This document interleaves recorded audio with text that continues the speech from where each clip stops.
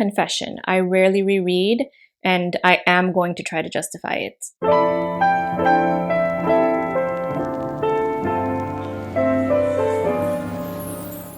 What, you read only for suspense? And this is probably pretty bad. This one is hard to justify, I know. I already know what happens, and I cannot figure out why. I'm like, ugh, it's basically a curse.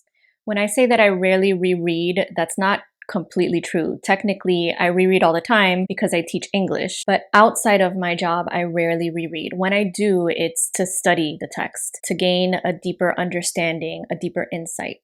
This means that I only reread books that meet a certain threshold for complexity or depth. Still, even when it comes to those complex works that I love, works that have had a transformative impact on me, I'm still highly unlikely to reread them unless I plan to teach them. So naturally, the question is, why don't I? I've identified 4 reasons, and number 1 is essentially too many books, too little time. The thing is though that I don't feel this way about films or songs or paintings, and I'm not saying that I think writing is some kind of higher art form than any other. In fact, music is usually much more immediate for me in terms of emotional impact or catharsis, because for me, it's a lot less cerebral of an experience. I'm doing more feeling than thinking, and my brain just really appreciates that. But I find there's something unique about the experience of reading a book for the first time. Maybe because you spend so much time with it. Like a song you can listen to over and over again throughout your lifetime. It takes 3 minutes each time. But a book, you've lived with it.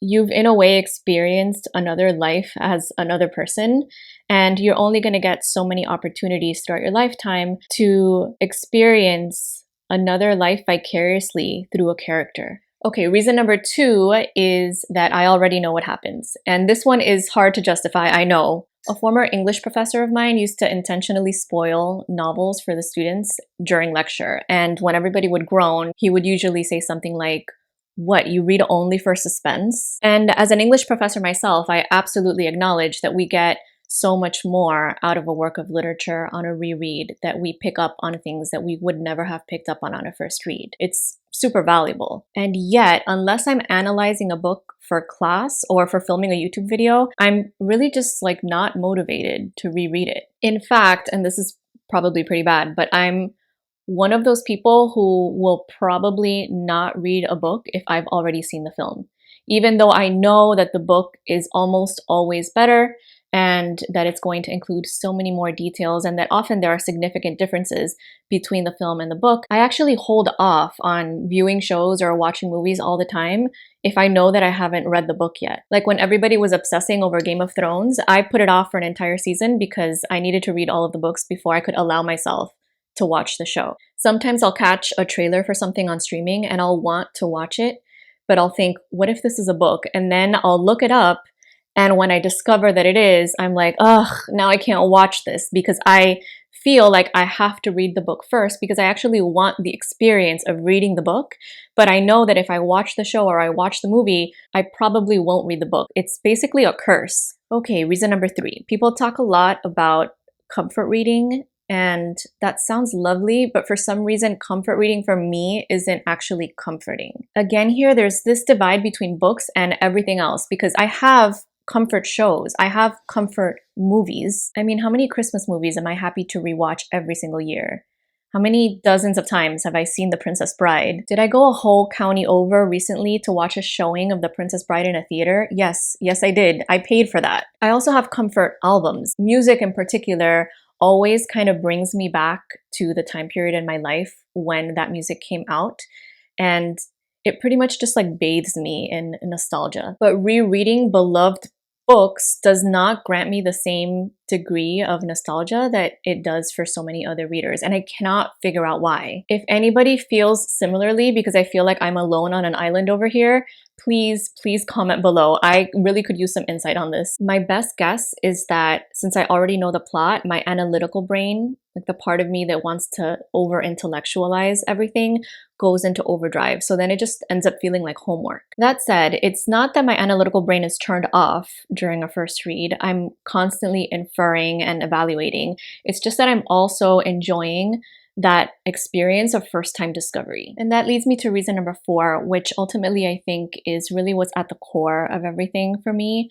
And that's the fact that I'm afraid to break the spell. I'm afraid to be unable to recapture the magic of that first read. I think sometimes you just read the right book at the right time, and there's some kind of like chemistry that happens there. Of course, a great work of literature will always be a great work of literature, and you're going to be able to recognize that every single time that you read it, but that doesn't mean that it's going to hit you in the same way. For my last video, which I'll link down below and maybe up here somewhere if I can figure out how to do that this time, I reread Frankenstein because I wanted to compare it to the new film version that was coming out. And Frankenstein is one of my favorite novels. On a reread, I was able to intellectually identify A, why it's so great, and B, why it was so special to me personally. But did I feel as deeply as I felt the first time that I read it? To be honest, no. The first time that I read it, I cried for the creature. I identified with his plight.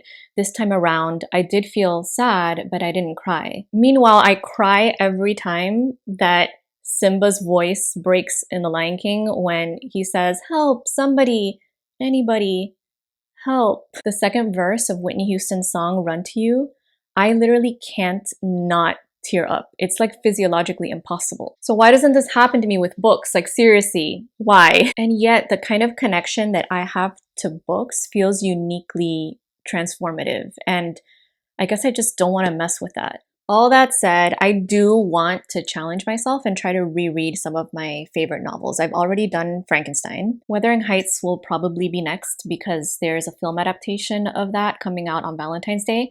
And after viewing the trailer for it, I kind of want the extra ammunition to hate watch that film that much harder. I'll also probably be rereading Crime and Punishment and Persuasion, but I don't really want to put any pressure on myself or set any specific schedule for these. I just know that in the upcoming year, I want to reread them. All right, final thoughts here. I think what I'm trying to say is this. It's okay to reread the same book over and over again. It's okay never to reread. Whatever degree of rereading you do is fine, so long as you're getting deeper value out of your reading habits. In any case, however you read, keep reading. So, are you a rereader? Are you not? Do you identify? Am I completely alone here? Please let me know down below. Let me know what your reading habits are. I'm curious. And hope to see you here next time. Bye-bye.